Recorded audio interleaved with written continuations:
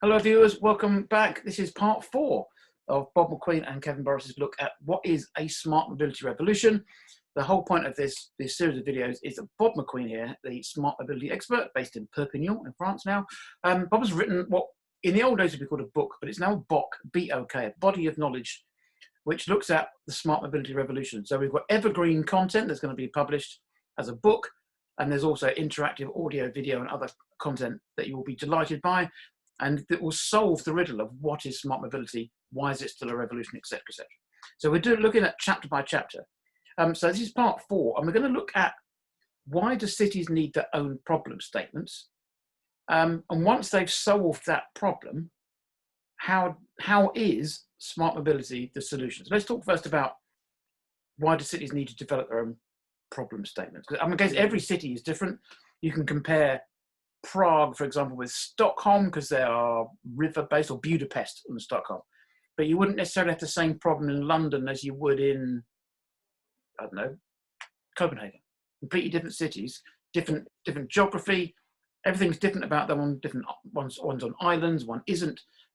How much does geography play in the smart mobility revolution?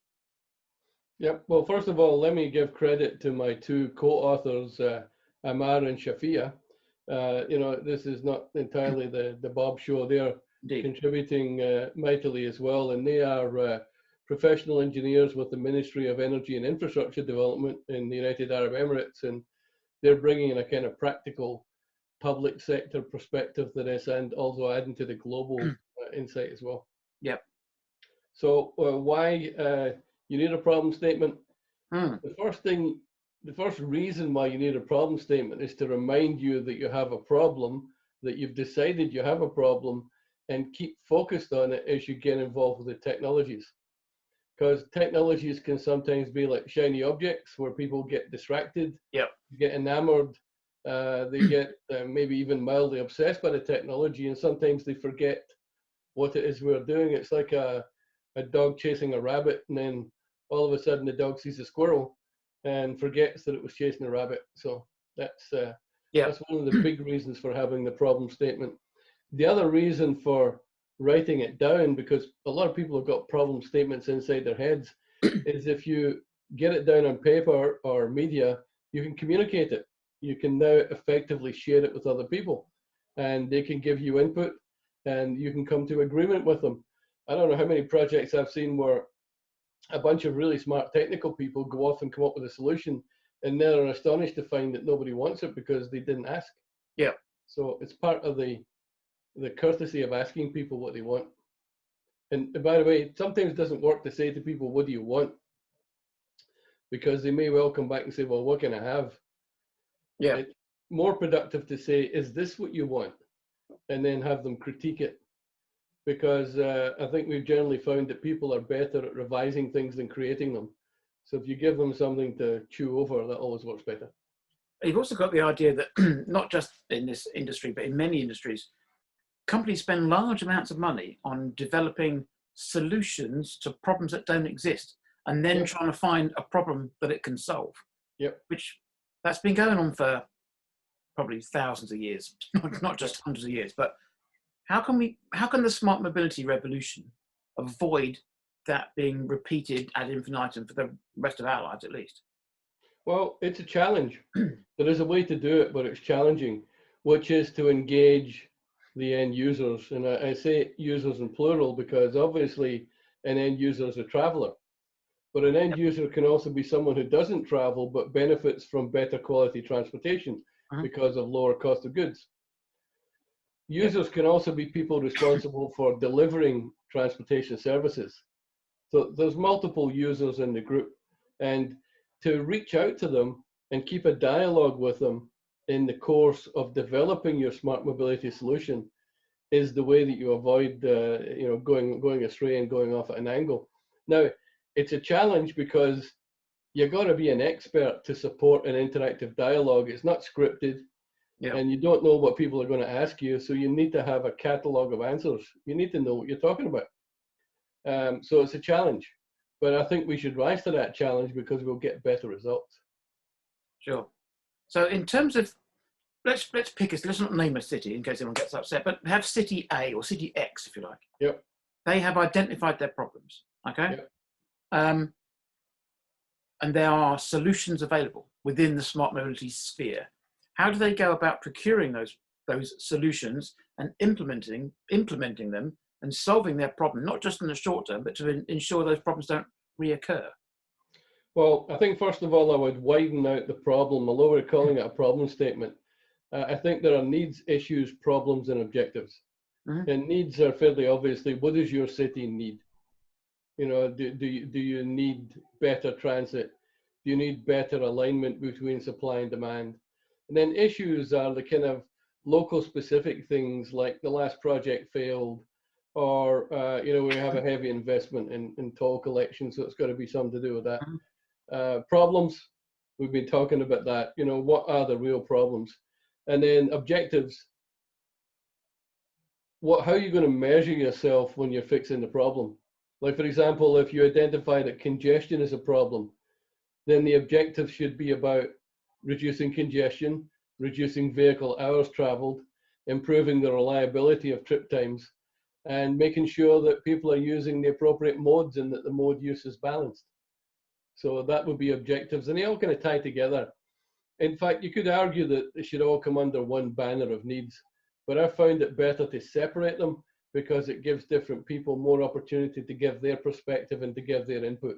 It's like shining a flashlight on the one object. You can see it from different angles. Sure.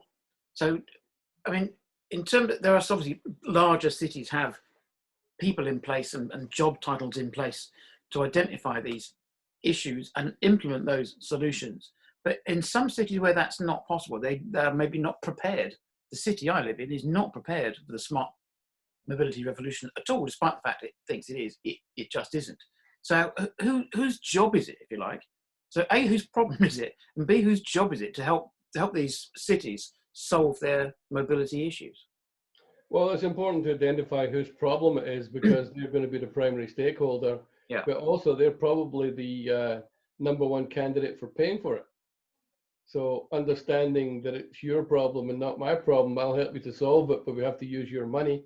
Yeah. Is somewhat reasonable, maybe a Scottish perspective, because I have deep pockets and short arms being Scottish, but that's how you would do it, try and do it with someone else's money. Yeah. I think also identifying whose problem it is pretty key to working together. We're very specialist in transportation. We work in stovepipes and we're very, very efficient because of that. But these smart mobility technologies are designed for sharing.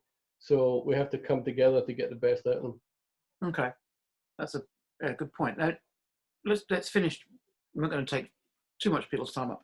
But the idea of using technology to inform people of what's going on, to talk to the stakeholders, talk to the end users.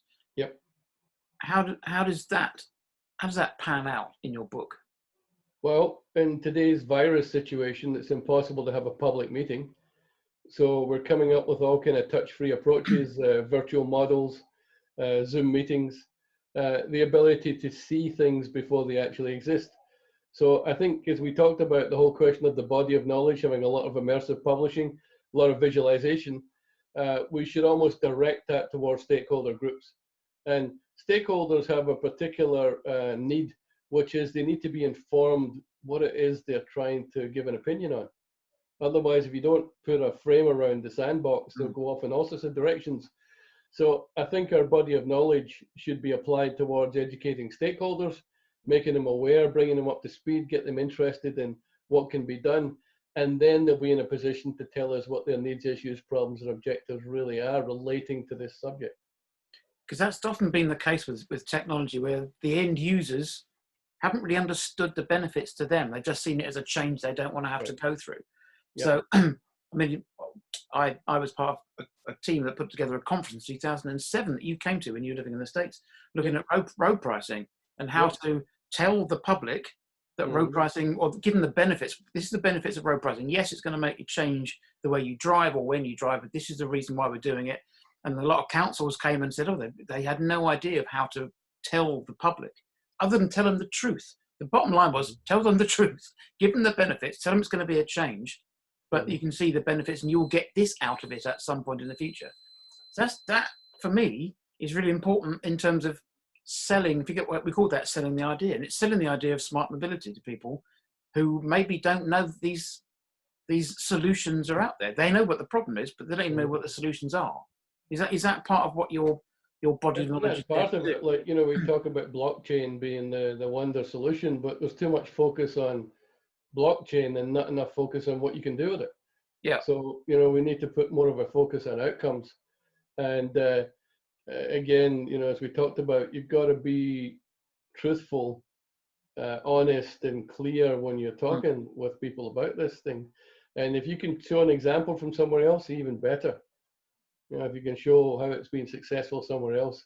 Yeah. And I often think, when we do our scans for technology, we get a shop window view. We get the stuff that everybody wants to publish. All the attractive stuff is pushed to the front. But what we want is an under the hood view of the things that worked, the things that didn't. What advice would they give to people to do things differently? Things that nobody publishes a list of here's what went wrong. They just tell you about all the wonderful things that happened, because then they keep their job and get to reinvest money later. True. That's a good point. Well, let's leave that there for part 4. Part 5 coming up in a couple of days' time. What are we going to be looking at next? Good question. I think we'll look a little bit at the organizational issues associated with smart mobility, about how you organize yourself for success. And, I've been talking about Spot the Dog. So yes, my favorite character of your life. Able to spot the dog, because that's a classic example of not preparing yourself for success, only preparing yourself for the first step. And then we'll take it from there. Well, you can join us again in a couple of days' time. Find out how Spot the Dog, that is right, Spot the Dog plays a part in the smart mobility revolution. Thanks for joining us, from Bob and for myself. Thanks for joining us. Cheers.